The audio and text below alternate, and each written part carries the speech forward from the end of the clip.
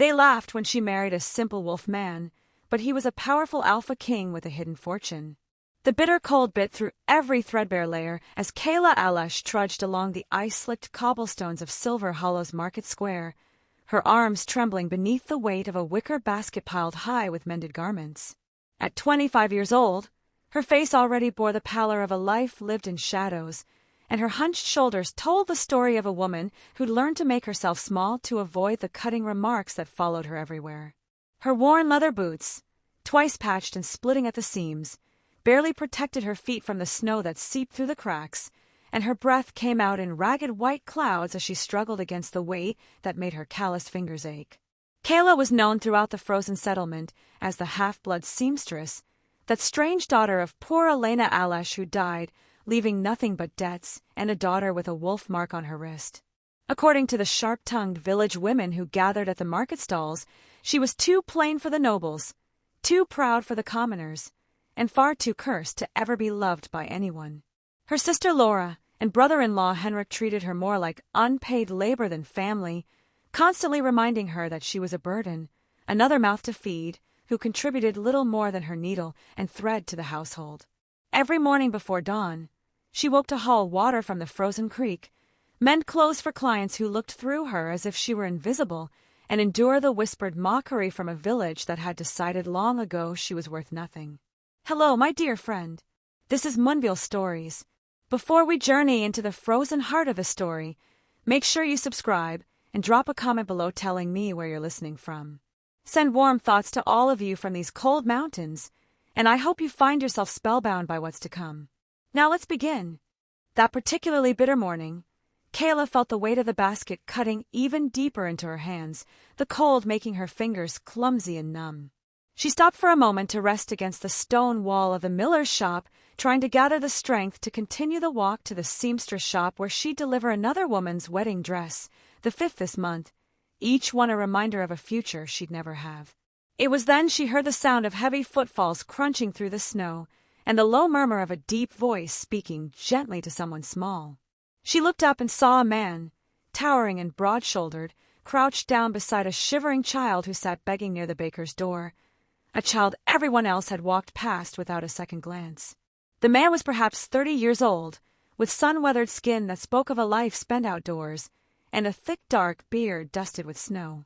His clothing was simple, worn furs that had seen many winters, patched leather trousers, and a coat that was more holes than fabric, but there was something in the way he moved, a quiet dignity that seemed at odds with his ragged appearance.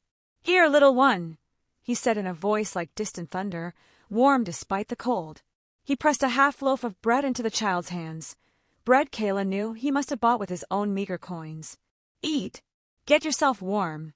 The child's eyes went wide with disbelief and gratitude, and Kayla felt something catch in her throat. No one helped the beggar children. No one. The man straightened to his full height, and that's when his eyes, pale gray like winter storms, old beyond his years, found hers. "Morning, miss," he said, his breath misting in the frozen air as he approached. "That basket looks heavy. May I help you carry it?" Kayla was stunned into silence. She wasn't accustomed to kindness from anyone, let alone from strange men. She tried to politely refuse, shaking her head and taking a step back, but he had already closed the distance with a few long strides and was gently lifting the basket from her frozen grip with an ease that demonstrated the considerable strength in his arms. "You needn't trouble yourself, sir," she murmured, lowering her gaze, as she had learned to do in the presence of men, especially in this village where being seen talking to a man could spark vicious gossip. "Where are you headed, miss?" he asked, completely ignoring her protest, and beginning to walk alongside her as if it were the most natural thing in the world. To the seamstress shop on Mill Street, sir," Kayla replied, still shocked by this unexpected show of courtesy. She stole a glance at him as they walked. "I'm delivering these garments." "Then I'll walk with you," he said simply. "The paths are icy. Wouldn't want you to fall." During the short walk through the market square, the man introduced himself in that same unhurried, calm manner. "Name's Tyler Snow," he said, adjusting the heavy basket to one arm as easily as if it weighed nothing. "I'm from the mountain tribes to the north. Just arrived to find work. Odd jobs, repairs, whatever folks need done. Kayla had heard of the mountain people. The villagers called them half-wild and beast folk, claiming they lived more like animals than civilized humans. Her heart sank a little. If she was seen with one of them, the mockery would be even worse. But Tyler Snow carried her basket all the way to the door of the seamstress shop, his presence seeming to part the crowd of whispering market-goers like a ship cutting through ice. "Thank you so much for the help," she said quietly, attempting to take the basket back without meeting his eyes. "It was my pleasure helping you, miss." He paused, waiting. She hesitated, then whispered, "Alesh. Kayla Alesh.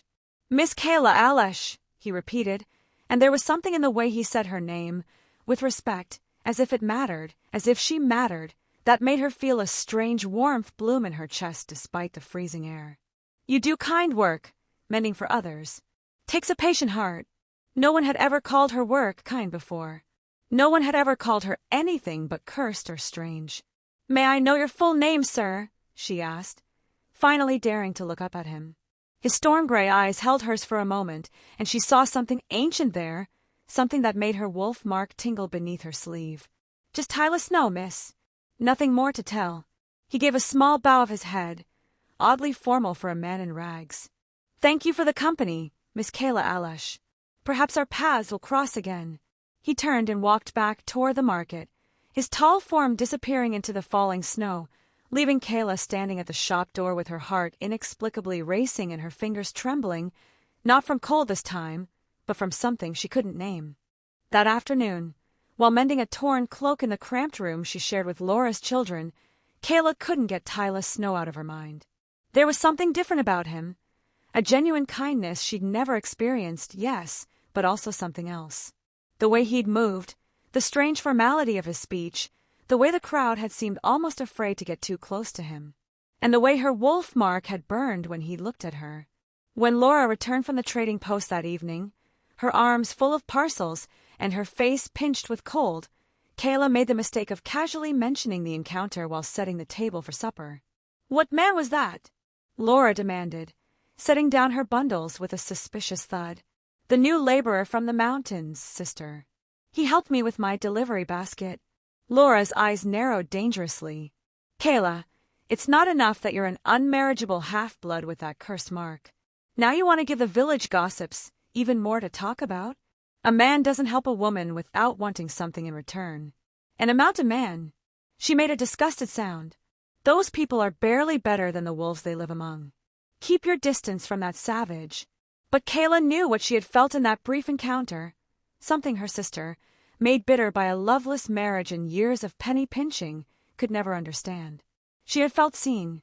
However, fate was only beginning to weave the threads of a story that would completely transform Kayla's life in ways neither she nor anyone in Silver Hollow could possibly imagine. Chapter 2: Kindness in the Cold. The following days brought a pattern Kayla had never experienced before, the strange, sweet anticipation of wondering if she might see him again. Whenever she ventured out to fetch water from the frozen creek at dawn, or headed to the market to deliver mended garments, or struggled with an armload of firewood for Laura's cookstove, she would encounter Tyler Snow somewhere along the icy paths of Silver Hollow. He seemed to appear from nowhere, always at the exact moment she needed help most. He worked odd jobs throughout the settlement, chopping cordwood for the miller, repairing the tannery's sagging roof, hauling stones for the mason, always paid in hot meals or a handful of copper coins that disappeared as quickly as he earned them, usually pressed into the palms of struggling families or hungry children. But no matter how heavy his own labor, whenever he saw Kayla carrying something that bent her shoulders or made her steps unsteady, he would stop what he was doing and come to her aid. He carried her water buckets from the creek without being asked, the weight that left her hands aching and raw, seeming like nothing in his powerful grip. He loaded her firewood onto his broad shoulders with easy strength, walking beside her through the treacherous, ice-slicked paths while she carried only the axe.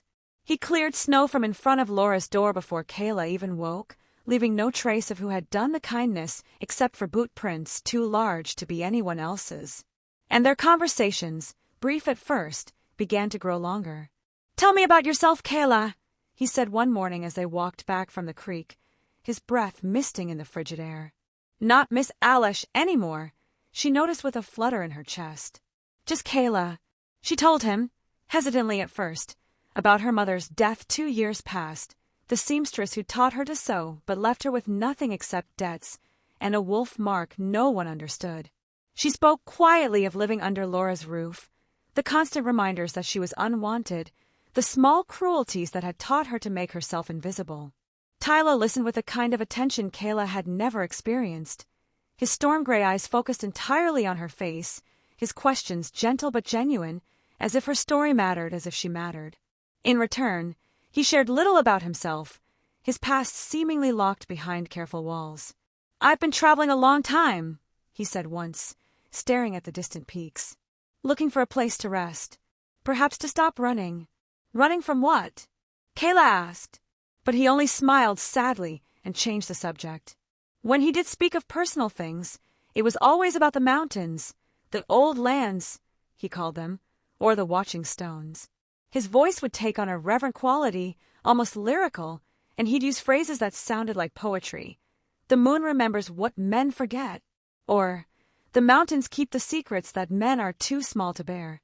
Kayla noticed, too, that his speech was far too refined for a simple laborer. His words were carefully chosen, his grammar too precise, his knowledge too broad.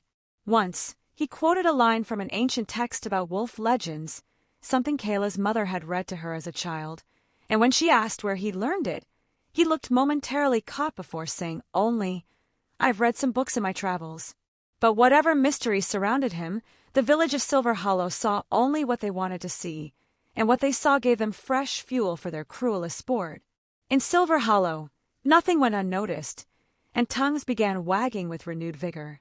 "Did you see that mountain savage carrying things for Kayla Alash again?" commented Widow Margaret, the settlement's chief gossip, while haggling over thread prices at the dry goods store. Her voice, carried intentionally, meant to be overheard. "Poor, desperate creature. She's so starved for attention she'll take it from anyone, even a beast man who probably can't tell the difference between a woman and a she-wolf." "What man of quality would look at her?"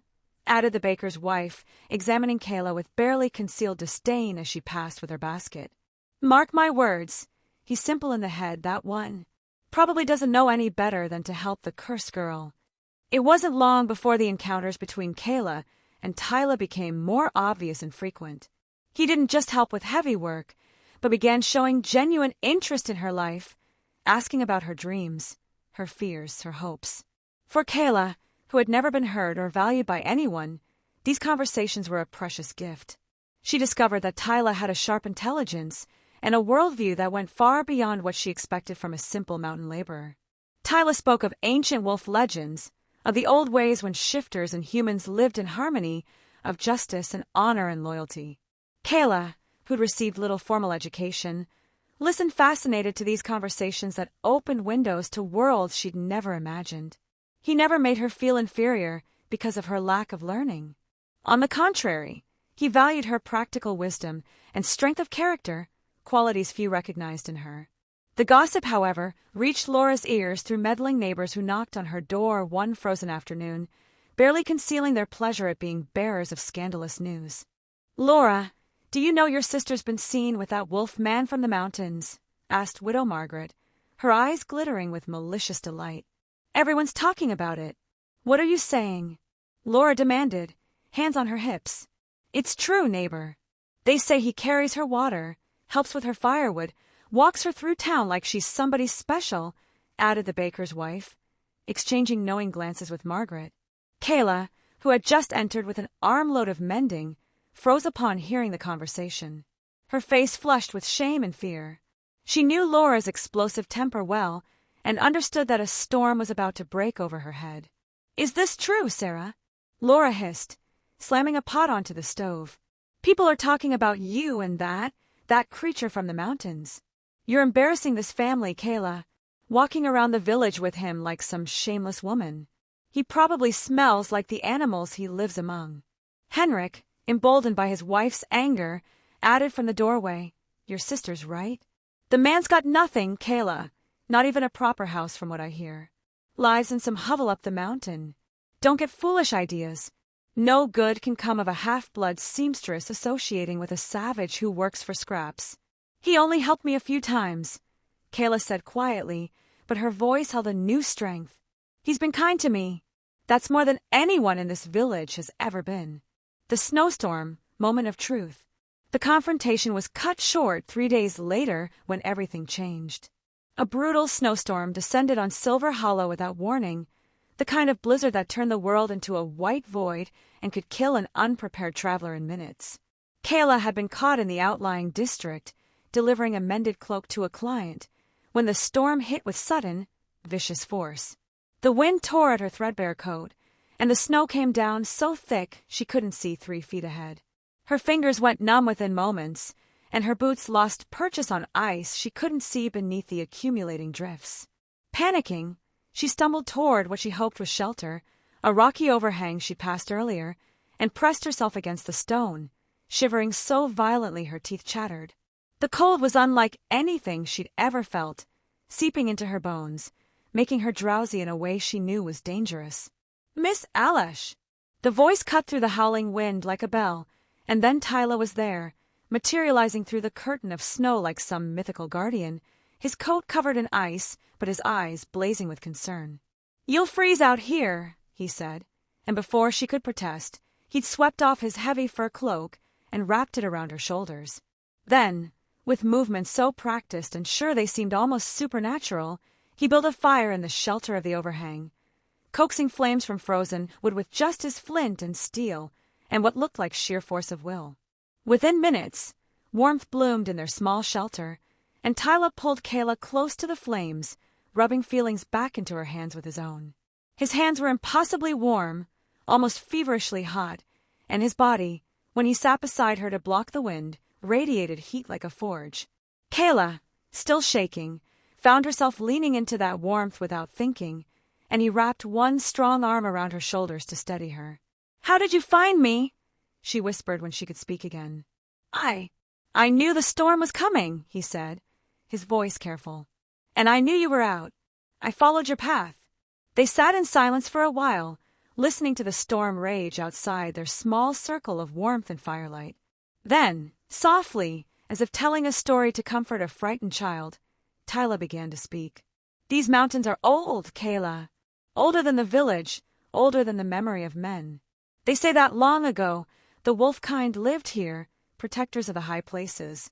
Shifters who could take human shape and walk among mortals." His voice took on that lyrical quality she'd noticed before, half story and half prayer.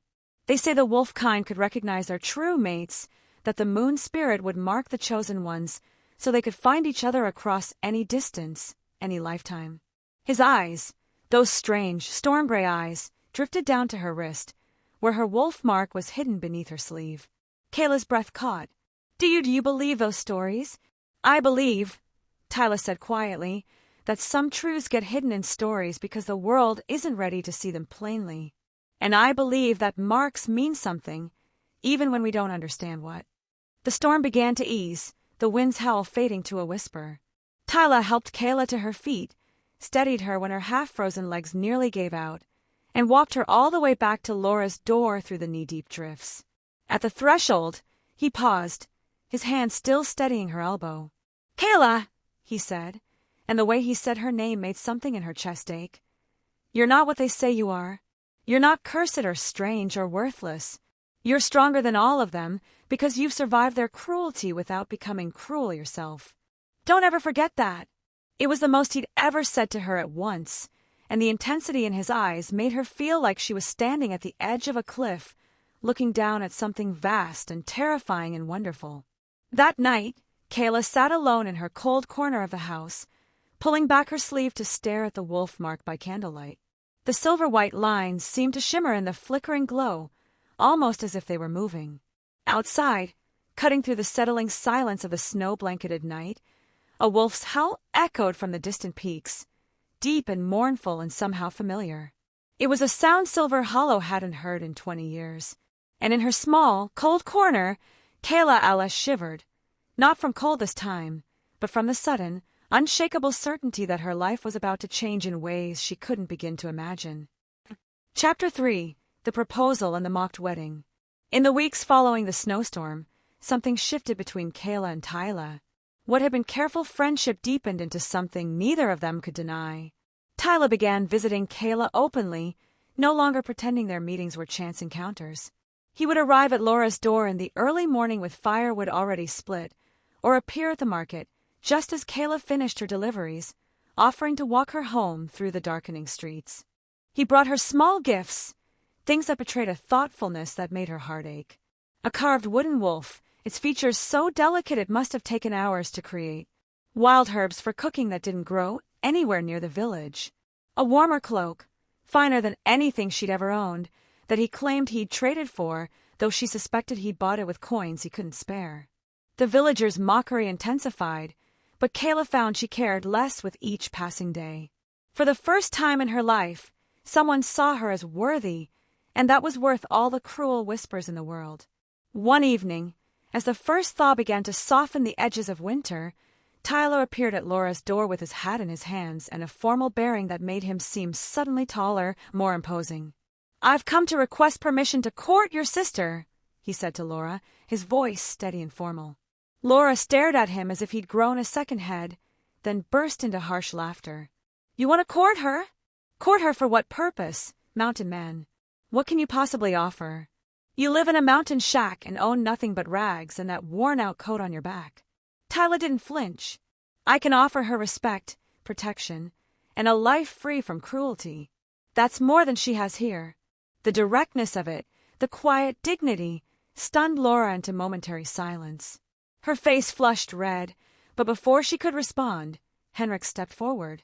"You're out of your mind if you think we'd allow our family name to be further tarnished by association with mountain folk.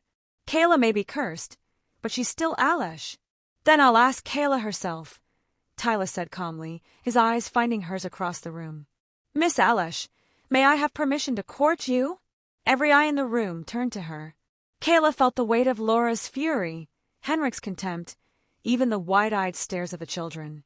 This was the moment that would define everything.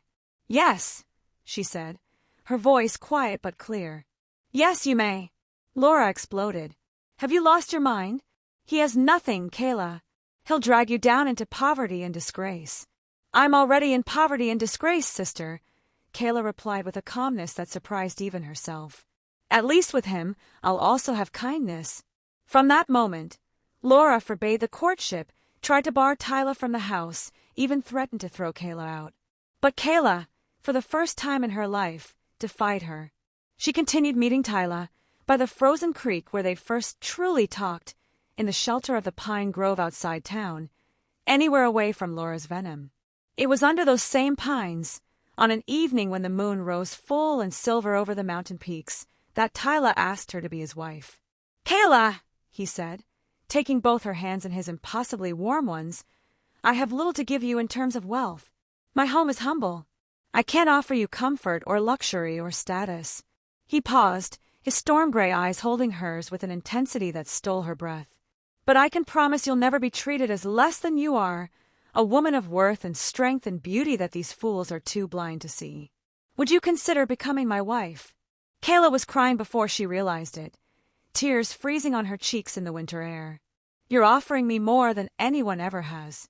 You're offering me a home where I'm wanted. Yes, I'll marry you." He pulled a simple ring from his pocket, iron, roughly forged but carefully smoothed, and slipped it onto her finger. As soon as the metal touched her skin, her wolf mark flared with warmth, and she gasped.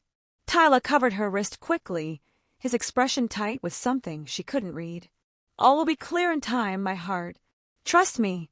When news spread through Silver Hollow that Kayla Alish was marrying the mountain man, the reaction was explosive.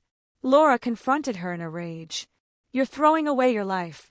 He's a nobody, a mountain savage with no family, no name, no future. You'll live in a hovel eating scraps and freezing in winter." Henrik was equally harsh. "You'll regret this, Kayla. When you're starving in that mountain shack, don't come crawling back here." The village gossips had a field day. Widow Margaret held court at the market. "She's marrying a beast because no real man would have her. The cursed girl and the savage, they deserve each other." The baker sneered. "Give it a month before she comes back, tail between her legs, begging for scraps." Young girls giggled. Imagine marrying someone who probably lives in a cave and eats raw meat. But one person offered unexpected support. Old Hannah, the herb woman who lived on the outskirts of town and whom most people avoided as strange, grabbed Kayla's wrist one day in the market and examined her wolf mark with knowing eyes. "You're marked by the moon, girl," she said, her ancient voice crackling like dry leaves. "This marriage is blessed by older powers than these fools understand. Trust your path, trust your mate, and when the time comes, trust yourself." Then she was gone, leaving Kayla standing in the snow, wondering what she meant. The wedding was held at dusk. 3 days later, under the frozen pines at the edge of the forest, the same place Tyla had proposed. There was no priest. Tyla insisted on the old way under the open sky. No guests except old Hannah, who appeared from the woods like a phantom and offered to perform the binding ceremony. The old woman spoke words in that ancient language Tyla sometimes used, her voice carrying through the frozen air like a song. Tyla repeated vows in 2 languages, one Kayla understood, one ancient and musical that made her skin tingle and her wolf mark burn beneath her sleeve. "I take you, Kayla Alesh, as my maiden wife. I pledge to you my protection, my loyalty, my heart and my life. In this world and the next, by moon and stars, you are mine and I am yours." When he slipped the iron ring onto her finger, Kayla felt power move through her like lightning. Her wolf mark blazed with silver light, visible even through her sleeve, and for a moment the air around them shimmered. Old Hannah smiled. "The moon's spirit has witnessed. You are bound." They sealed their vows with a kiss under the rising full moon, and Kayla felt something ancient settle into her bones. A rightness, a belonging she'd never experienced. As they walked back through the outskirts of town as husband and wife, hand in hand, the villagers who saw them openly laughed. Children threw snowballs, chanting, "Beast bride, beast bride, going to live on the mountainside." Someone shouted from a window, "Enjoy your cave, Mrs. Snow." Another voice, "When the wolf eats her, don't say we didn't warn her." Laura stood in her doorway, arms crossed, refusing to even look at Kayla as she passed. But Kayla held her head high, her hand warm in Tyla's, the iron ring solid on her finger. Let them laugh. She'd chosen love over their approval, and she had no regrets. Tyla led her up the mountain path as darkness fell and stars began to emerge. Kayla was nervous, half expecting the hovel and squalor everyone predicted. Instead, they arrived at a sturdy cabin, small but beautifully crafted, with carved beams and tight construction that spoke of skill and care. Inside, a fire burned in a stone hearth, though they'd been gone all day, and the single room was furnished simply but well, furs and woven blankets, carved furniture, shelves lined with books. Strange symbols were etched into the door frame and window ledges, protective wards, though Kayla didn't know it yet. "This is your home now," Tyla said softly. "It's not much, but it's beautiful," Kayla breathed. "It's more than I ever dreamed of having." That night, wrapped in warm furs before the crackling fire, Kayla felt peace settle over her for the first time in her life. She was home. She was wanted. She was loved. Outside, the wind howled through the pines, and far below in Silver Hollow, the villagers laughed themselves to sleep, congratulating themselves on having rid the town of its cursed daughter. But on the mountain, ancient eyes opened in the darkness, golden eyes that watched the cabin with reverence. And in the high caves, wolves lifted their heads and howled in celebration. Their lost king had found his queen. Chapter 4. Mountain Life and Growing Mysteries. The first weeks of marriage were the happiest Kayla had ever known. Life in the mountain cabin was simple, but filled with a warmth that had nothing to do with the fire and the hearth. Tyla was a tender, patient husband, respectful of her needs, protective without being controlling, affectionate in ways that made her heart overflow. Each morning, she woke to find him already up, building the fire and preparing a simple breakfast. He taught her mountain skills she'd never learned in the village: how to read weather in the clouds, how to identify edible plants even under snow, how to track animals by their signs, and how to move quietly through the forest. The cabin itself surprised her more each day. Though small, it was surprisingly well appointed. The food stores were extensive: smoked meats, preserved vegetables, sacks of grain that should have been beyond a laborer's means. The furs on their bed were of exceptional quality. Even the books on the shelves were valuable, leather-bound volumes on history, poetry, and wolf legends. "How did you come by all this?" she asked one evening, running her hand over a particularly fine bearskin blanket. Tyla hesitated. "I've been saving. Trading. For a long time." It wasn't quite a lie, but Kayla sensed the careful gaps in the truth. Strange observations begin. As the days passed, Kayla began noticing things that didn't quite add up, small oddities that accumulated into a persistent question. Who is my husband, really? Some nights, she would wake to find Tyla gone. He'd return before dawn, smelling of pine and snow and something wild, his clothes sometimes torn though he bore no wounds. When she asked where he'd been, he'd say only, "Walking. I don't sleep well sometimes." He spoke in his sleep in that ancient language, words that sounded like prayers or commands, sometimes names. Father, Eldrick, Marin, forgive me. Animals behaved strangely around him. Wolves would appear at the edge of the clearing and simply watch the cabin, their golden eyes fixed on Tyla whenever he emerged. Deer approached without fear. Ravens followed him through the forest. Once, Kayla saw a massive gray wolf standing just outside their door, and when she cried out in fear, Tyla had simply opened the door and said something in the old tongue, and the wolf had bowed its head and retreated. His body temperature ran impossibly hot, his skin always fever-warm, yet he never showed signs of illness. In the depth of winter, he'd walk outside in nothing but a shirt while she bundled in every layer she owned. And his eyes, sometimes in certain light, they seemed to glow with a faint golden gleam, like candlelight behind colored glass. The symbols carved around their home troubled her too. In full moonlight, they seemed to pulse with faint luminescence. When she asked about them, Tyla said only, "Old protections. This mountain has its dangers." One night, unable to sleep, Kayla rose and found Tyla standing at the window, shirtless, staring at the full moon with an expression of such profound longing and grief it made her heart ache. She saw clearly for the first time the extent of the scars covering his back, not random, but deliberate patterns, ceremonial marks, and on his right shoulder blade, partially hidden, was a symbol she didn't recognize, a wolf beneath a crown of stars. When she gasped, he turned, caught. For a long moment, they stared at each other in the moonlight. "Kayla," he began, his voice rough. "There are things about me you don't yet know. Things I've kept hidden to protect you." She should have been afraid. Instead, she crossed the room and took his hand. Are you one of the wolf kind from the old stories? The shifters?" His eyes widened slightly, surprised as she'd guessed. He didn't confirm or deny, but said carefully, "I am not what I seem. But I am your husband, and I love you more than my own life. The rest, I'll explain when it's safe. When the time is right. Are you in danger?" "I was. Being with you has made me want to live again, want to fight again. And that," he closed his eyes, "that might bring the danger back."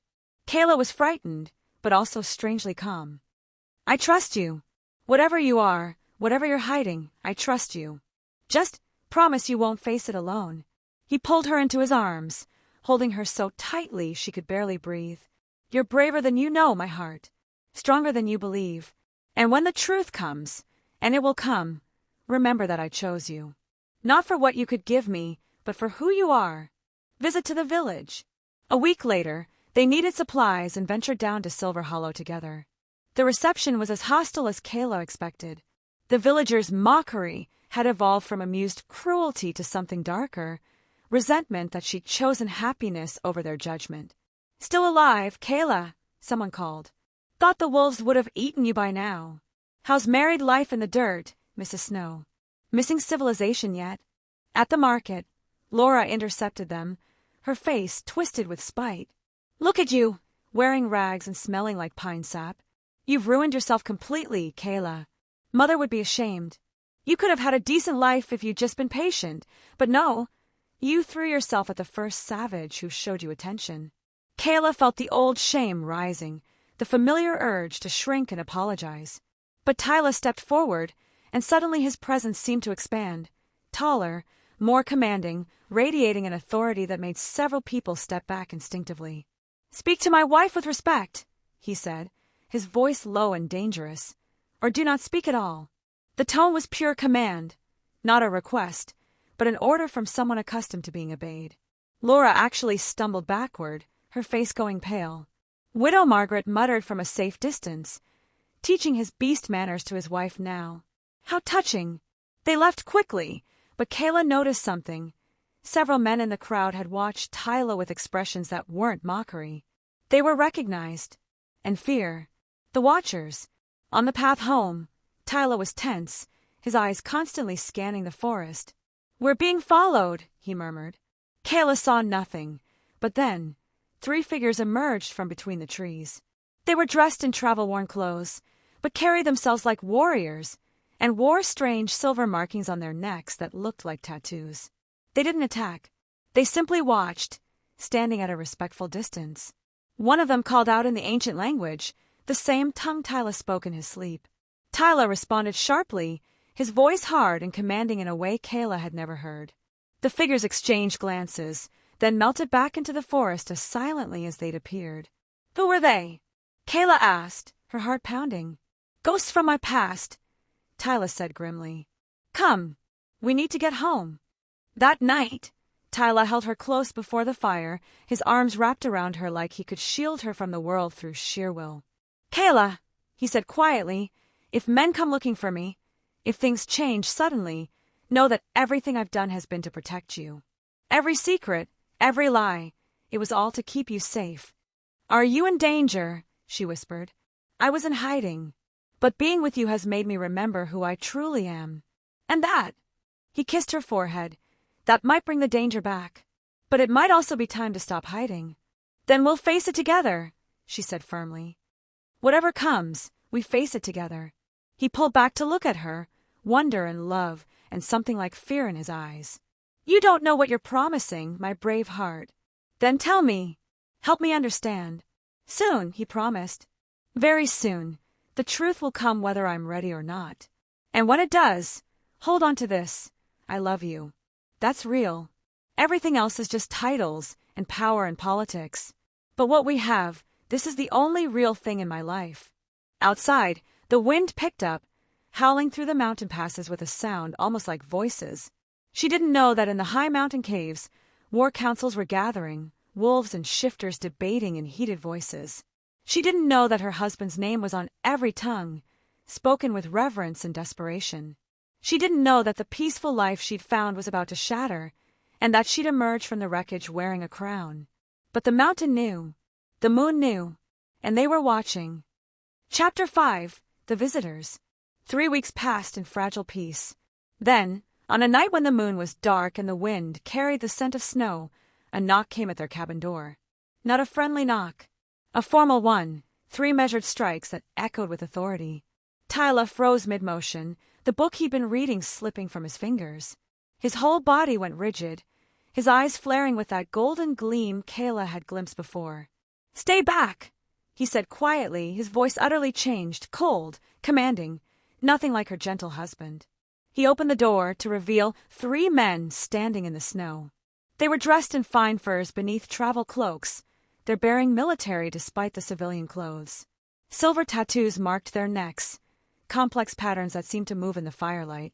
All 3 immediately dropped to one knee in the snow. "My king," the leader said, his scarred face reverent. "We finally found you." Kayla's confusion. Kayla laughed nervously from across the room, thinking it must be some cruel joke. "King? What are you talking about?"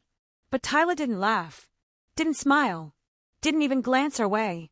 His entire demeanor had transformed, spine straight, shoulders back, chin lifted. He looked taller somehow, more dangerous, every inch the warrior despite his simple clothes. "I told you never to seek me out, Ronan," he said, his voice like ice. "I left that life. I left that throne." The scarred man, Ronan, rose but kept his head bowed respectfully. "The realm is dying without you, your majesty. The usurper Darius has murdered 2 more clan leaders. The eastern packs are scattered. The southern territories have fallen into chaos. They need their Alpha King." The words hung in the frozen air like a death sentence. Kayla felt the floor tilt beneath her. "Alpha King? Tyla, what is he talking about?" One of the other men, younger with fierce eyes, spoke up. "We've been searching for 3 years, since the night of the betrayal. When we heard rumors of a mountain man in this region who could calm wild wolves, whose eyes glowed gold in darkness, who bore the scent of royal blood, we knew it had to be you. King Tyla of House Fenris, rightful alpha of the Northern Realms. Kayla stumbled backward, her hand clutching the table for support. Fenris, you're your royalty. Tyla finally turned to her, and the anguish in his eyes was devastating. Kayla, I can explain. Explain what? Her voice was rising, panic and betrayal warring in her chest. That you've been lying to me since the day we met? That you let me believe you were a poor laborer? That you let them mock us, mock our marriage, while you were secretly a king? Because I am nobody without you. The words burst from him with raw emotion. That life took everything from me, my family, my pack, my humanity. I came here to disappear, maybe to die. But then I found you, and for the first time in 3 years I wanted to live. Ronan stepped forward, pulling a medallion from his cloak, a wolf beneath a crown of stars, wrought in silver and moonstone. This is the seal of House Fenris, my lady, the royal crest of the Alpha Kings. He gestured to Tyla. Show her, your majesty. She deserves to know the truth. With visible reluctance, Tyla pulled aside his collar, revealing the brand Kayla had glimpsed that night by the window, the same crest burned into his right shoulder. This is the mark of the Alpha King, Ronan said quietly, branded onto the heir during the coronation ritual. Your husband, my lady, is the rightful ruler of all the Northern Wolf clans. The most powerful shifter alive. Kayla couldn't breathe. The room was spinning. The third visitor, older with gray in his beard, added, The fortune of House Fenris is legendary, my lady. Even in exile, your husband is wealthier than any human king. The gold alone could ransom kingdoms. Tyla dismissed the men curtly. Give us the night. I'll have my answer at dawn. And they retreated, though not far. Once alone, the dam broke. Tell me, Kayla demanded, tears streaming down her face. Tell me everything. No more secrets. No more half-truths. So he told her, or as much as he could bear to relive. My name is Tyla Fenris. I was born the crown prince of the Northern Realms, heir to a kingdom of wolf shifters that has existed for 1,000 years. 3 years ago, my cousin Darius, my uncle's son, launched a coup during a peace gathering. He murdered my parents, the king and queen. He hunted down my younger siblings and killed them. He scattered my loyalists and declared himself Alpha King. His voice was hollow, each word costing him. I barely escaped. I ran for 2 years, hiding, always moving. I took the name Snow because I had nothing left. No throne, no family, no kingdom. Just snow and death and emptiness. Why come here? Kayla whispered. Because I wanted to fade away. I thought if I lived as a nobody in a forgotten village, the pain would eventually just stop. He looked at her with devastating honesty. I came here to die, Kayla. Slowly, quietly as a ghost. And then I saw you in that market, treated like dirt by people not worth your smallest finger. Carrying burdens that should have broken you, but you kept going. You were kind to a beggar child. You smiled, even though the world gave you nothing to smile about. His voice broke, and I saw someone who understood what it meant to be discarded. Someone strong enough to survive cruelty without becoming cruel. I fell in love with your strength, Kayla. With your goodness. You made me want to live again. Kayla's response. She was overwhelmed, angry, confused, terrified. You could have told me. You should have told me. Would you have believed me? A mountain laborer claiming to be a hidden king. He laughed bitterly. And even if you did believe me, I knew my enemies were still hunting me. Anyone close to me would become a target. I kept the secret to protect you. Understanding dawned. That's why those men were watching us in the village. Your enemies know you're here now. Yes. And now that my own loyalists have found me, Darius will know too. He'll come for me. For us. The impossible choice. Tyla did something then that stole Kayla's breath. He knelt before her.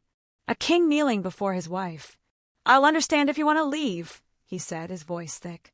I'll arrange safe passage back to the village. Give you money to start over somewhere far from this.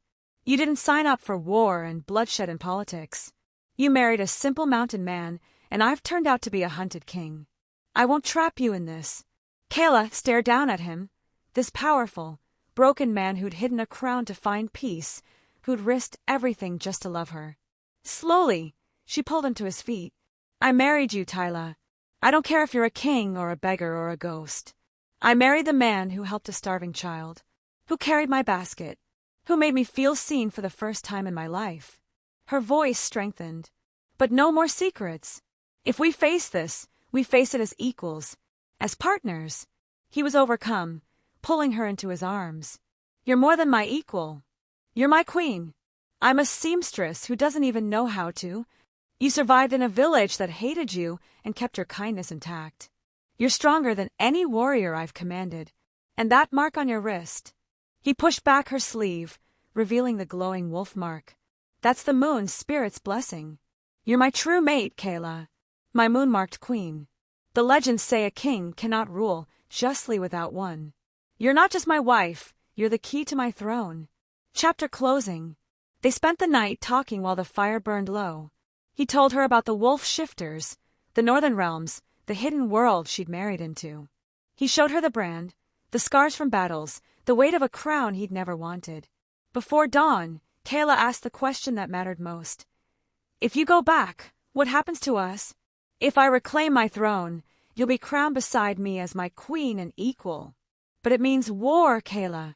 Blood and death and danger. And if you don't go back, Darius will eventually find us here. And he'll kill us both, you to hurt me. Me to keep the throne. The choice was already made.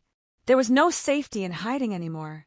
As the first light touched the mountain peaks, a raven landed on their windowsill, carrying a message sealed with a broken crown. Kayla broke the seal with trembling fingers. Inside, written in blood-red ink, I know where you are, cousin, and I know about your little human pet. Come claim your throne if you dare, or I'll come for her instead. D.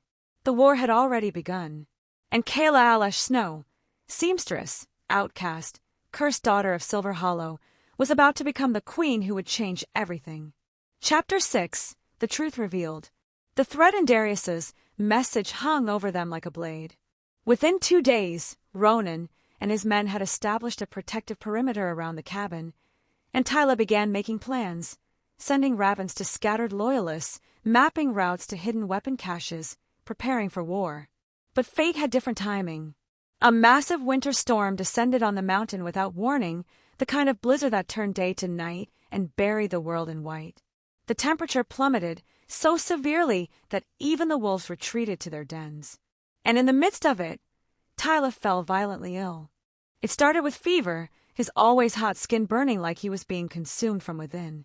Then came the convulsions, his body racked with pain as he fought against something Kayla couldn't see. Poison, Ronan said grimly, examining his king. Darius must have had agents in the village. Something you touched or ate triggered it, designed to weaken your shifter healing. Kayla tended to him desperately, using every healing trick her mother had taught her. Cold compresses that evaporated from the heat of his skin. Herbs that Ronan brought from the forest. Prayers to gods she wasn't sure existed. In his delirium, Tyla began to shift partially, his eyes blazing pure gold, fangs elongating, his hands becoming clawed.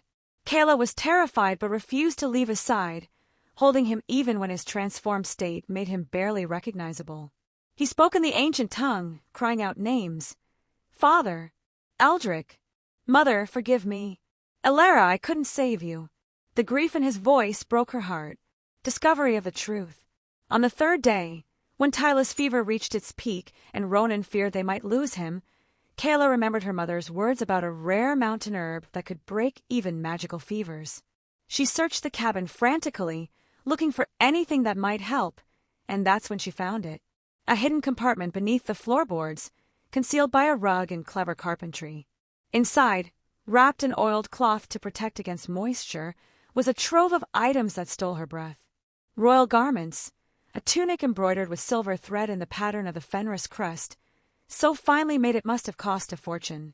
Weapons, a sword forged from silver that glowed faintly even in the dim light, its blade inscribed with runes. Daggers of the same make. A bow that hummed with power when she touched it. Maps, detailed renderings of territories she'd never heard of, the northern realms, marked with packed territories, strongholds, and routes through mountain passes. Letters, dozens of them, on parchment sealed with wax, from people begging him to return. Your Majesty, the realm bleeds without you. My king, we are ready to fight at your command. Tyla Fenris, the people cry for their true alpha. And at the bottom, wrapped in black velvet, a crown.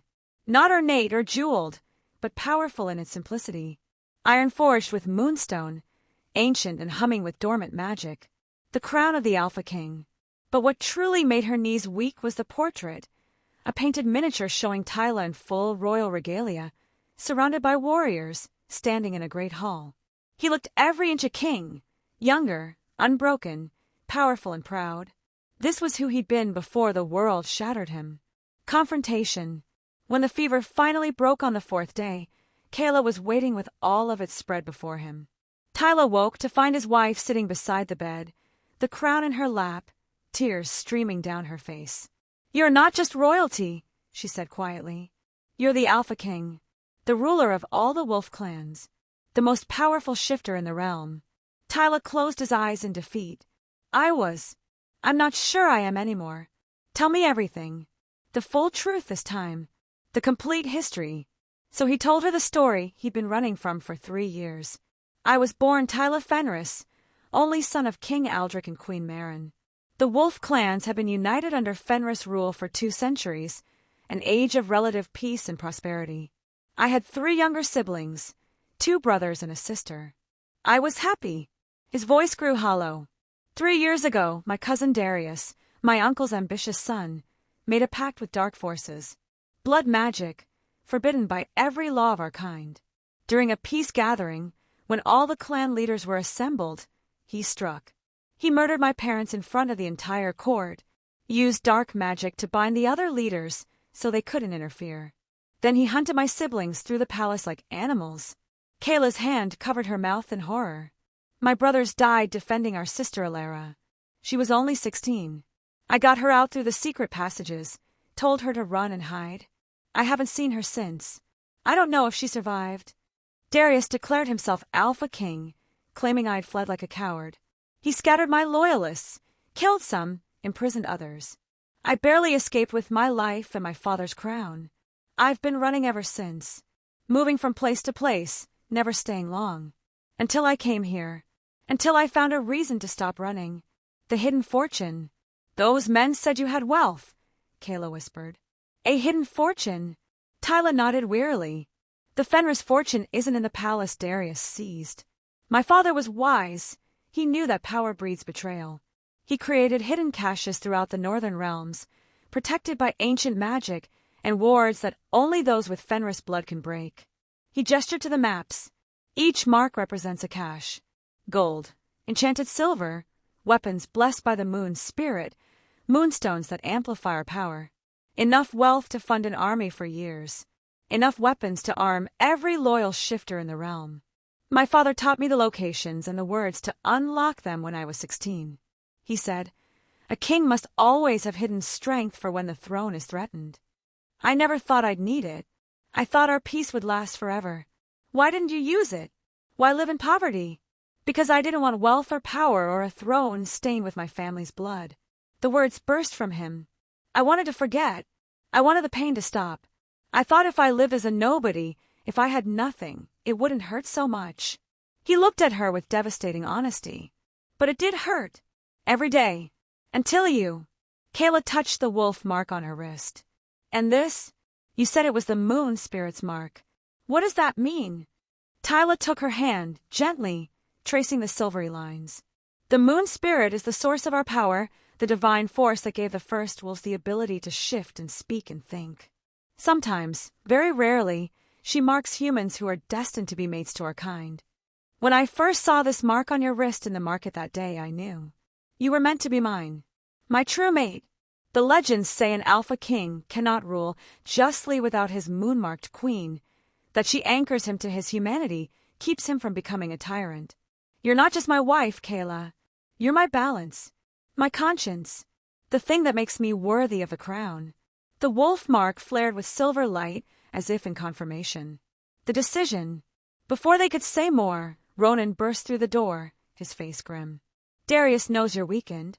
He sent assassins, They'll be here within 2 days. We need to move now, Your Majesty. Either to fight or to flee. Kayla and Tyla looked at each other. The choice was no longer whether to hide or reveal. It was whether to die as fugitives or fight as king and queen. Show me, Kayla said firmly.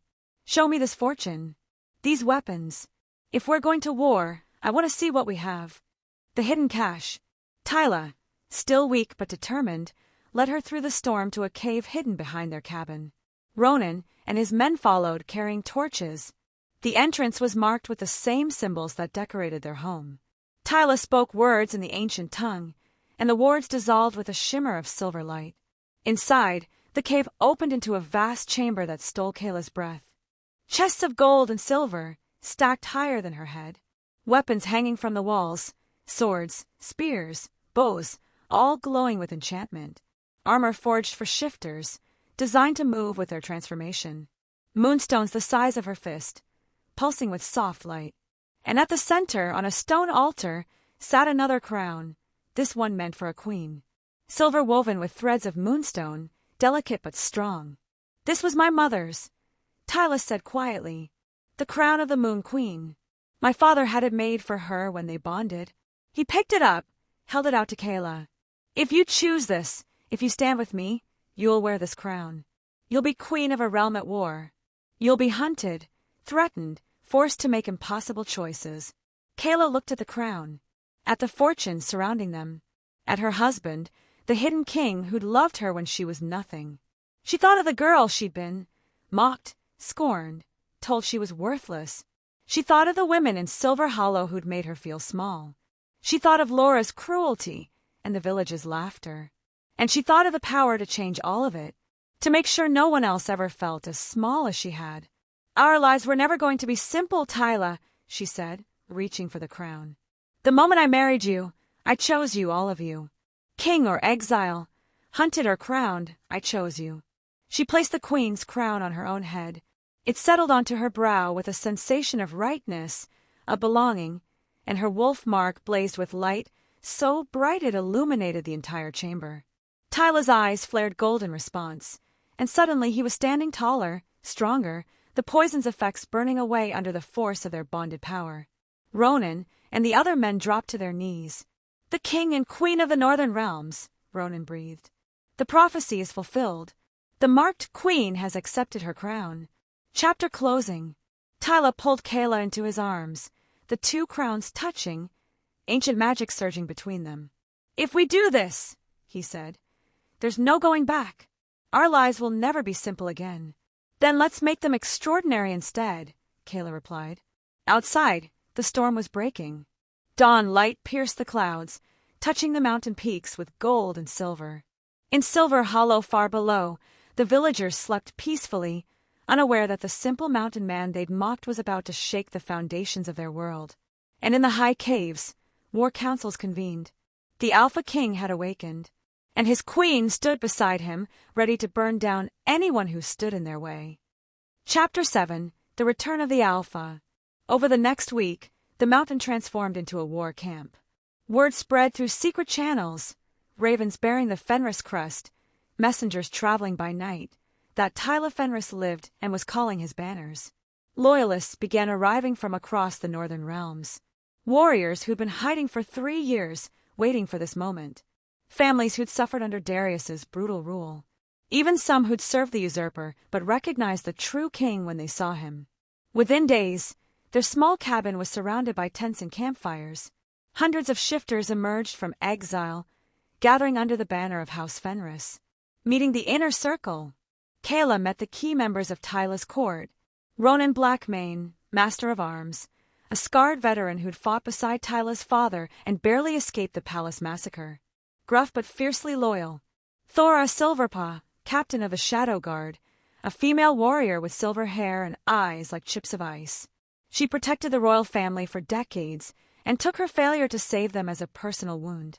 Mikhail Greyfrost, elderly advisor who'd served 3 generations of Fenris kings. His knowledge of law, history, and politics was unmatched. Kale Swiftrunner, young scout, barely 20, but with tracking skills that bordered on supernatural. He worshipped Tyla with the fervor of someone who'd never known the old king but believed in the legend. They were initially skeptical of Kayla, a human queen with no training, no experience, no blood claim to power. But Tyla made his position devastatingly clear at the First War Council. "This woman is my moon-marked mate," he said, his voice carrying the weight of absolute authority. "She wears the crown beside me, or I wear no crown at all. Challenge her, and you challenge me." The room fell silent. No one dared challenge their king. Tyla's transformation. Kayla watched her gentle husband transform into the warrior king he'd been born to be. He strategized with cold precision, planned attacks with the mind of a general, and gave orders that sent hundreds of warriors into motion. His voice carried a command that made even the oldest veterans snap to attention. But in their private moments, he was still her Tyla, tender and protective, seeking her counsel, holding her close when the weight of leadership threatened to crush him. "Are you frightened?" he asked one night as they stood looking over the camp. "Terrified," Kayla admitted. "But also, I've never felt more alive. Is that wrong?" "No." He kissed her forehead. "It means you're finally becoming who you were always meant to be." Word reaches Silver Hollow. It was inevitable that news would reach the village. Rumors of an army gathering in the mountains, led by the simple mountain man who was actually royalty. The reaction was chaos. Merchants who'd heard the gossip rushed to Silver Hollow with confirmation. Tyla Snow was Tyla Fenris, the true Alpha King. The beggar laborer was one of the most powerful beings in the realm. And his wife, Kayla Alash, was about to be crowned queen. The village erupted into panic and opportunism. Laura's arrival. Laura was one of the first to arrive at the mountain camp, desperately trying to see Kayla. The guards turned her away at first. She had no status, no right to demand an audience with the queen-to-be. She had to beg, actually beg, on her knees in the snow, for hours before Kayla agreed to see her. When she was finally brought to Kayla's tent, Laura broke down completely. Kayla sat in a chair draped with furs, wearing a fine woolen dress, no longer the seamstress's rags, the queen's crown resting on a table beside her. She looked like she belonged there, regal, composed, powerful. Laura fell to her knees, weeping. "Forgive me, Kayla. Please forgive me. I didn't know. I didn't know who he was." Kayla's voice was cold. "You didn't need to know who he was, Laura. I was still your sister. That should have been enough. I know, and I'm so sorry. I was cruel and jealous and stupid. Please, Kayla, I'm begging you." "Why?" Kayla asked quietly. "Do you actually regret how you treated me? Or do you just regret that you were wrong about my worth?" Laura opened her mouth, closed it. The truth was written on her face. She regretted being wrong, not being cruel. "That's what I thought," Kayla said. "You're dismissed. The villagers come crawling." Over the next few days, they came in droves. Widow Margaret, Henrik, the baker's wife, the girls who'd mocked her, all bearing gifts and pledges of loyalty. They knelt in the snow before Kayla's tent, this seamstress they'd scorned, begging forgiveness. "Forgive us, Your Highness. We were foolish and cruel. We didn't understand. We didn't see. Please show us mercy." Kayla felt a surge of bitter satisfaction watching them grovel. These people had made her life miserable, had laughed at her wedding, had told her she was cursed and worthless. Now they trembled before her. Tyla watched her reaction carefully, letting her handle it. This was her test, revenge or mercy. Which kind of queen would she be? Kayla's judgment. The War Council wanted to punish them, ban them from the realm, strip them of property, make examples of them for disrespecting the queen. Tyla gave Kayla the choice. "They hurt you, my heart. You decide their fate." She was so tempted. The girl who'd carried water buckets while they mocked wanted to watch them suffer. But then she remembered old Hannah, the one person who'd been kind. And she remembered her mother's words. "Don't let them make you cruel, my girl. That's how they win. You mocked me when you thought I was powerless," Kayla said to the kneeling villagers. "That makes you cowards, not traitors. I won't punish you for your ignorance." They sagged with relief. "But," she continued, her voice hardening, "I won't forget either. You want a place in the new realm? Earn it. Show me by your actions, by how you treat the next person everyone else dismisses, that you've learned something.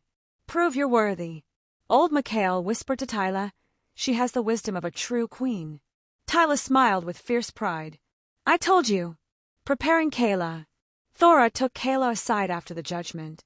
You handled that well. But you'll need more than wisdom. You'll need to defend yourself. Queens are prime targets in war. She began training Kayla in basic combat, knife work, how to defend against attacks, horse riding, survival skills. Kayla was clumsy at first, frustrated by her body's lack of experience. But she was determined, and determination counted for more than natural talent. The warriors began to respect her, not because she was skilled, but because she tried.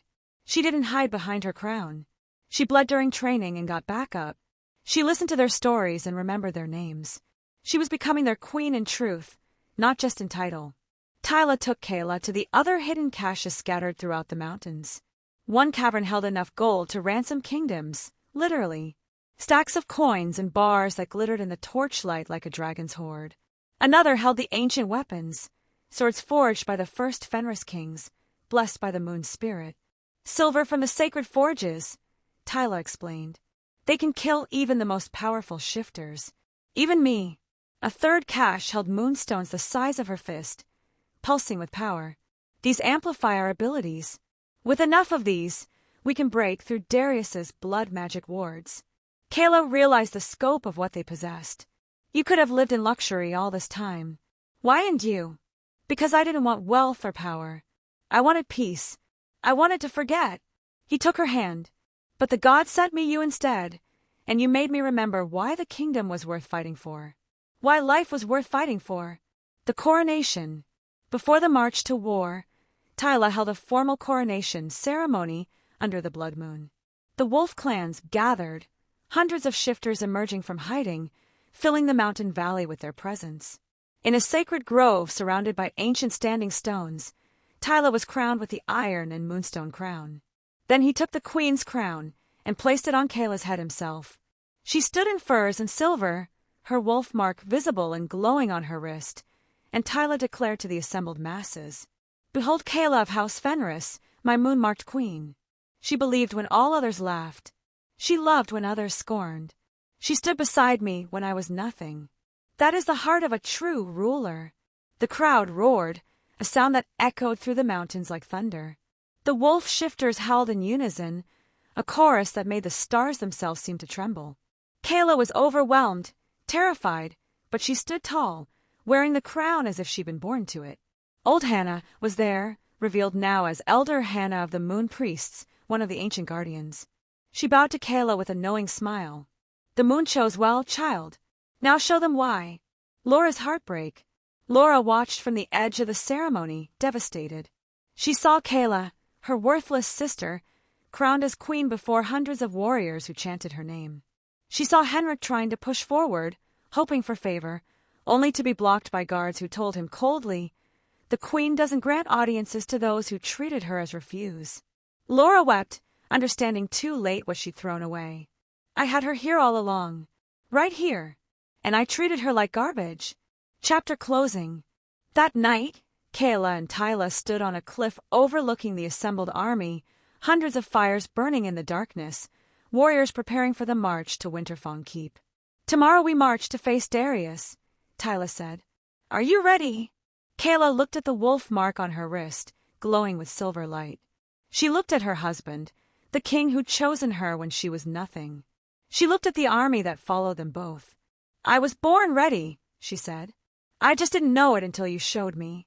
Tyla kissed her hand, his lips touching the wolf mark reverently.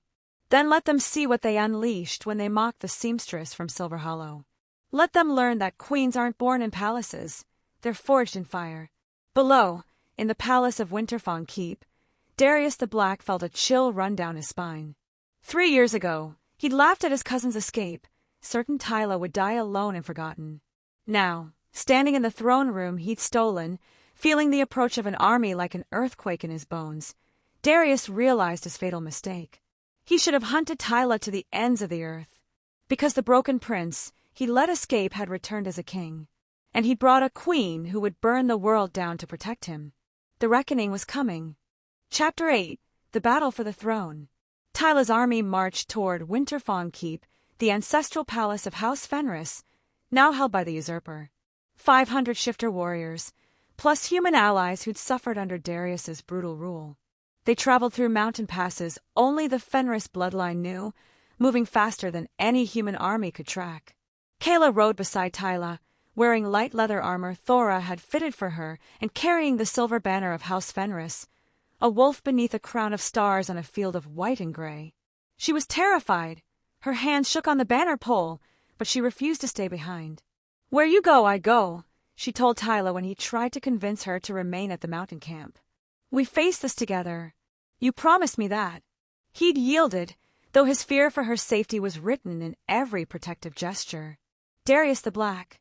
As they traveled, Tyla told Kayla about Darius the Black, his cousin, consumed by jealousy and ambition. He always believed he should have been crown prince.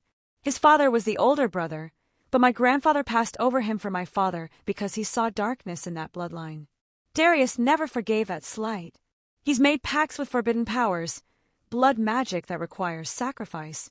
He's stronger than any normal shifter now, but it's cost him his humanity. He doesn't just want the throne. He wants to prove he's superior to the Fenris line. "And he'll kill you to do it," Kayla said quietly. "He'll try," Tyla corrected, his voice hard as iron. "But I have something he doesn't." "What?" "You.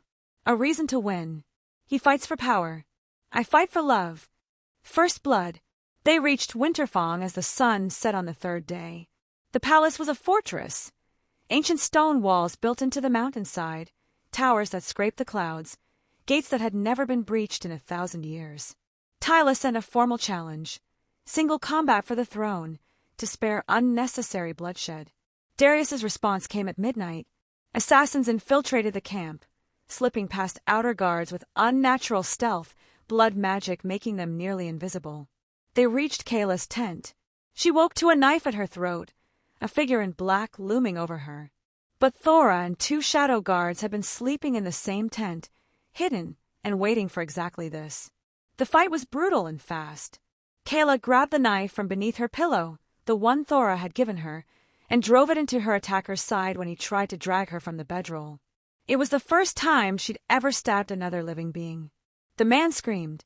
Thora's blade took his head a moment later. 3 more assassins fell to the shadow guards.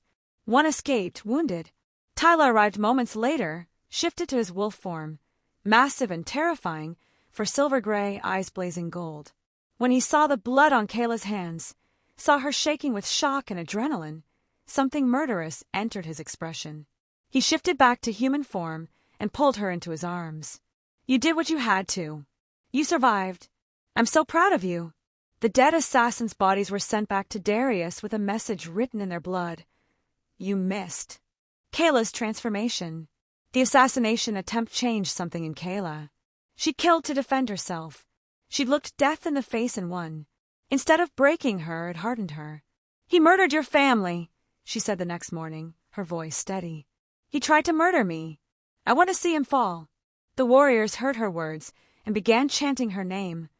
Queen Kayla, moon-marked, silver crown. She was becoming a symbol, proof that you didn't need to be born to power to wield it.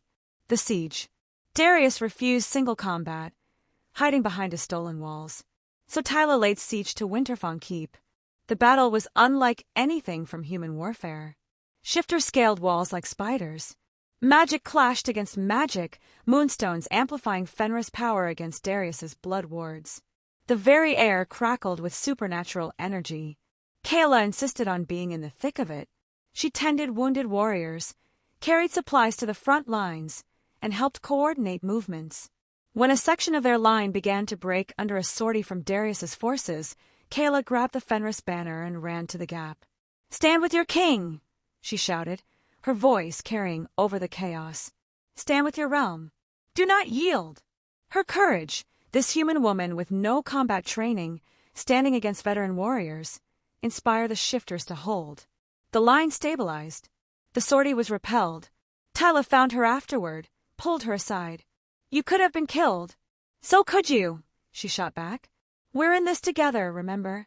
He kissed her fiercely, tasting blood and smoke and fear. "You're the bravest person I've ever known." Inside Winterfang, Darius's support was crumbling. Many of his soldiers had been forced into service, threatened, or coerced. They'd served out of fear, not loyalty.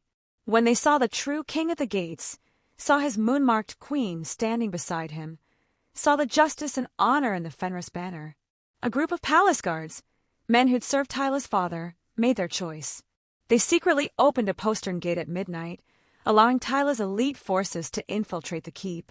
Tyla, Ronan, Thora, and 50 of their best warriors poured through the gap. Kayla insisted on coming with them, and Tyla didn't have time to argue. The throne room battle. They fought through the palace halls, brutal, bloody combat that left bodies in their wake. Kayla stayed close to Tyla, protected by Thora, but even she had to use her knife twice more when enemy soldiers got too close. Finally, they burst into the throne room. Darius the Black waited for them, sitting on the blood throne, the seat of the Alpha Kings, now corrupted by dark magic.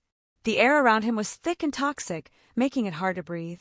He was larger than Tyla, his body twisted by blood magic into something monstrous. Too many muscles, eyes that burned red, claws that dripped poison. "Hello, cousin," Darius said, his voice like grinding stones. "Come to die like your father? Like your pathetic brothers?" "I've come to take back what you stole," Tyla replied, his voice utterly calm. The duel. Tyla shifted, his wolf form huge and powerful, silver-gray fur rippling with muscle, eyes blazing gold. Darius shifted too, but his form was corrupted, wrong. Black fur that seemed to absorb light, too many teeth, limbs that bent at unnatural angles. They clashed in the center of the throne room, and the impact shattered stone.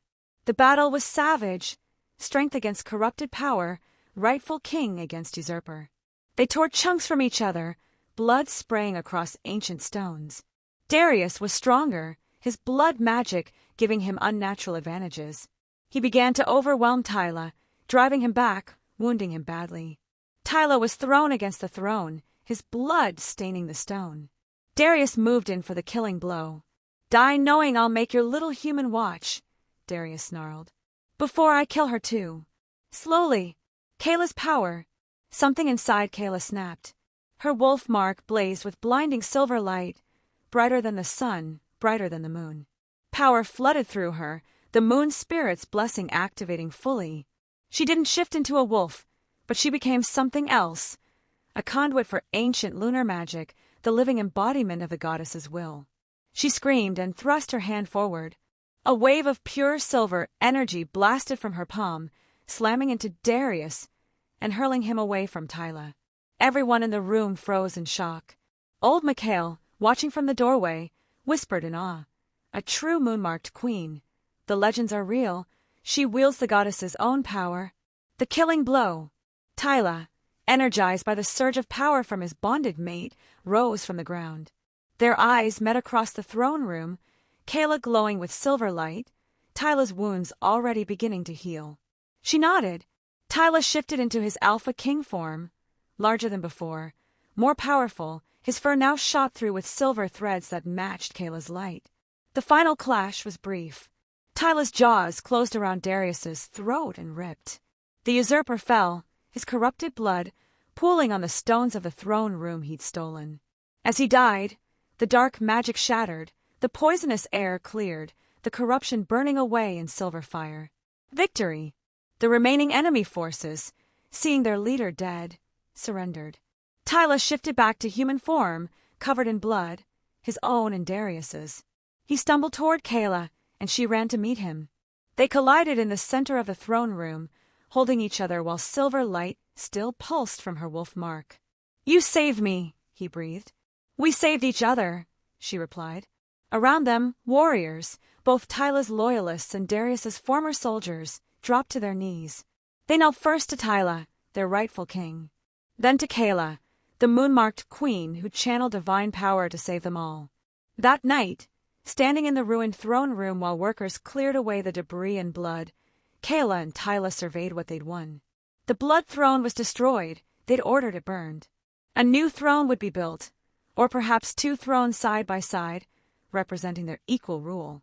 "I never wanted this throne," Tyla said quietly.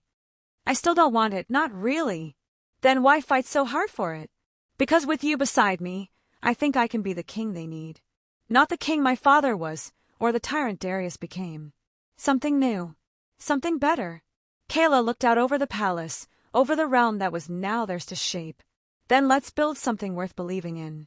A place where worth is earned, not inherited. Where no one is mocked for being different. A kingdom where a seamstress can become a queen, Tyla said with a small smile. And a king in hiding can find home, Kayla finished. The moon rose over Winterfong Keep, and for the first time in 3 years, its light shone on a rightful king. And on a queen who'd been forged in mockery and fire, now ready to reshape the world. Chapter 9. The Queen of Wolves. 6 months after the battle that restored the true king, the northern realms were transforming. Winterfong Keep had been rebuilt, not as a fortress of fear, but as a symbol of new hope. The dark throne room, where Darius had ruled through terror, was now a bright hall with windows that let in sunlight and moonlight equally. Tyla ruled as the Alpha King restored, but he ruled differently than his predecessors. He'd implemented changes that shocked the traditional clans. Humans and shifters living in integrated communities, protected by the same laws. Schools and healing centers built in every territory. Laws protecting the poor and powerless from exploitation. A council that included not just noble alphas, but representatives from every pack, even the lowest omegas had voice. A radical decree: bloodline grants you nothing.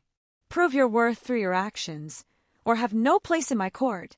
And beside him, Kayla ruled as his equal queen, not a decorative consort, but a true partner in power. Kayla's transformation. The girl who'd carried water buckets through mocking crowds had fully embraced her role. She oversees the restoration of war-torn villages, ensuring the forgotten and displaced were given homes and purpose. She'd established a network of workshops teaching trades to anyone who wanted to learn, including seamstress guilds that honored her mother's memory.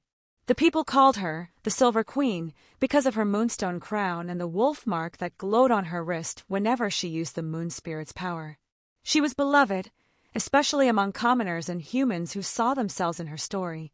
The queen who'd risen from nothing gave them hope that they could rise too. She'd also become formidable in her own right. Thora's training had continued, and while Kayla would never be a warrior, she could defend herself. More importantly, her connection to the moon spirit gave her power that even the strongest shifters respected. When she spoke, people listened, not from fear, but from genuine respect. Return to Silver Hollow.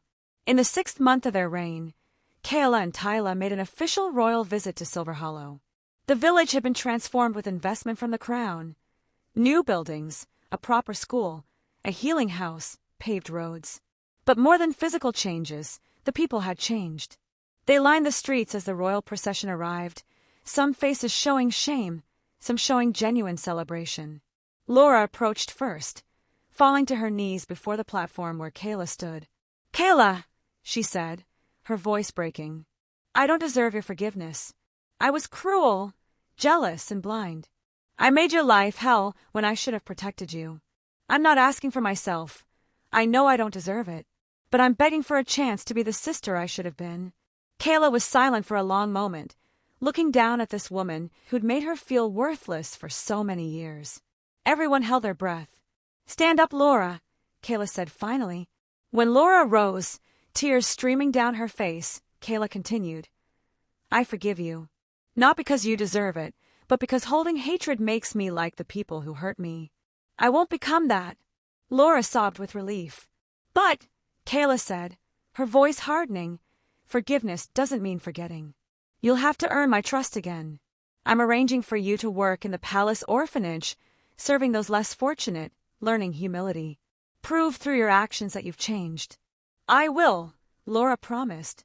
"I swear I will." The villagers reckoning. The others who'd mocked her came forward. Widow Margaret, the baker's wife, the girls who'd giggled at her wedding. "Your Majesty," Margaret said, her proud voice now humble. "We were cruel to you. We judged you for being poor, for being different, for that mark on your wrist. We're ashamed." Kayla's response echoed through the square, a declaration that would be remembered for generations. "You mocked me when you thought I was powerless. That showed your character, not mine. But the realm I'm building doesn't punish people for their past ignorance. It gives them a chance to be better." She gestured to the new buildings. "I've funded a healing house and school here in Silver Hollow. I've brought trade opportunities that will lift this village from poverty. I'm giving you the chance I never got, to rise above your circumstances. Show me who you really are by how you treat the next person everyone else dismisses. That's how you earn your place in the new realm." The villagers wept, some from relief, some from genuine remorse. Margaret fell to her knees. "We don't deserve your mercy, your majesty." "None of us deserves mercy," Kayla said gently. "That's what makes it merciful." Henrik's comeuppance. Henrik tried to push forward, claiming kinship, begging for a position in the royal court. Tyla stepped forward, his presence suddenly dangerous. "You called my wife a burden. You worked her like a slave. You mocked our marriage and told her she was throwing her life away." Henrik stammered, his face going pale. "I was foolish, your majesty.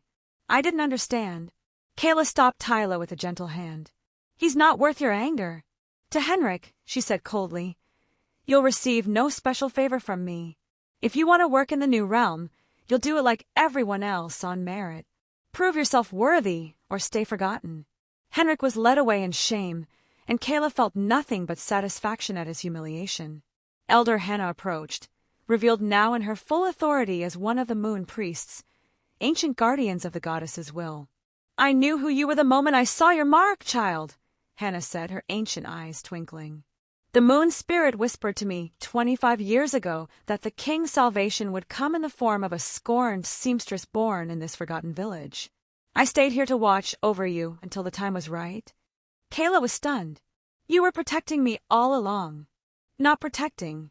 Witnessing. Your strength was always your own, Kayla. I just made sure the old magic recognized it when the time came." Hannah blessed them both. "May the moon always light your path, Silver Queen and Wolf King. May your reign bring the healing this realm has needed for centuries." The royal court. Back at Winterfong Keep, a grand celebration was held, the first true festival of peace in 3 years. The throne room was filled with representatives from all the wolf clans and human territories. The hall blazed with light and music and laughter. Tyla and Kayla sat on twin thrones, replacing the old single throne with 2 seats of equal height, symbolizing their equal partnership. Tyla made a proclamation that would reshape the realm. "This kingdom nearly died because we valued blood over heart, power over compassion. My queen has taught me that true nobility is how you treat those who can offer you nothing in return. From this day forward, the Northern Realms will be a place where worth is earned through character and deed, not inherited through bloodline." The crowd roared approval, especially the common folk and lower-ranked pack members who'd never had a voice before. Kayla's speech. Then Kayla stood to speak, something unprecedented, as queens traditionally remained silent during court. The hall fell quiet. "I was born poor," she said, her voice carrying to every corner. "I was mocked, scorned, and called worthless. For most of my life, I believed them. I thought being invisible was the only way to survive. But one man saw something different.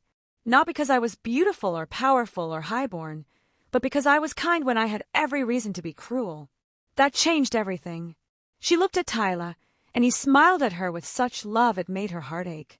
"I stand before you not because of my blood, but because of my choices.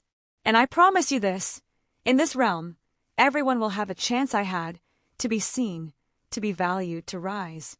We were all outcasts once. Now we rise together." The hall erupted. The common people especially were in tears, seeing themselves in their queen. The chant began again, louder than ever. "Silver Queen. Moon-marked. Kayla Fenris." The final reconciliation. That night, Kayla and Tyla walked the palace gardens alone, escaping the crowds and celebration. "Do you ever regret it?" Kayla asked. "Giving up your quiet life for all this?" "Never." Tyla pulled her close. "I was dying in that quiet life, just slowly. You didn't just save me from Darius, you saved me from myself. You gave me a reason to live, to fight, to be better than the broken thing I'd become." He showed her something he'd kept hidden in his pocket, the simple iron ring he'd married her with in the forest. "I wear the crown of the Alpha King," he said. "I command armies and rule territories. But this ring matters more to me than any throne. Because it's the symbol of when a broken man found a woman brave enough to love him. Kayla showed him her matching ring, still on her finger beneath the royal jewelry. I wear a queen's crown now and wield the goddess's power, but I'm still the seamstress who said yes under the frozen pines. The surprise. There's something I need to tell you, Kayla said, her heart racing. What is it? I'm pregnant. Tyler froze, his eyes going wide. We're going to have a child? Yes. Our child will be born of both worlds, wolf and human, common and royal. A living symbol of everything we're building. Tyler pulled her into his arms, tears streaming down his face. A heir. A future. Gods, Kayla, you've given me everything. We'll teach them that love and loyalty matter more than bloodline, Kayla said. That true power comes from lifting others up, not keeping them down. They'll have the best teachers, Tyler promised. A mother who rose from nothing to reshape a kingdom.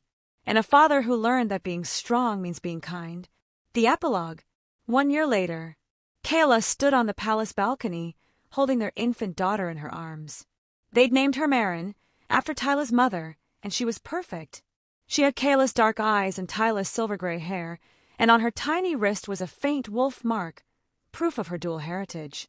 Below, the people gathered for the princess's first public appearance, their voices rising in celebration. King Tyler, Queen Kayla, Princess Marin. Kayla looked down at her daughter and thought about the girl she'd been, carrying baskets through snow while villagers mocked, believing she was worthless, dreaming of a life that seemed impossible. What are you thinking? Tyler asked, wrapping his arm around her. I'm thinking about everyone who laughed when I married a simple mountain man. And she smiled, looking at their daughter, their kingdom, the love that had transformed them both. I'm thinking they should have known better than to mock a queen. They laughed when she married a simple wolf man, a rugged nobody with torn clothes and nothing to offer but kindness. But he was an alpha king in hiding, heir to a fortune powerful enough to reshape kingdoms and magic ancient enough to shake the foundations of the world. And she was never simple at all. She was the moon-marked queen who taught an entire realm that true power isn't born in palaces. It's forged in fire, tempered by suffering, and proven through love. In the end, the girl they mocked became the queen they knelt before. And when the moon rose over the northern realms, it shone on a love that had rewritten the laws of kings, a bond that had toppled a tyrant, and a future built on the radical idea that everyone deserves to be seen. Silver Hollow would never forget the seamstress who became a queen, and the northern realms would never be the same. The end.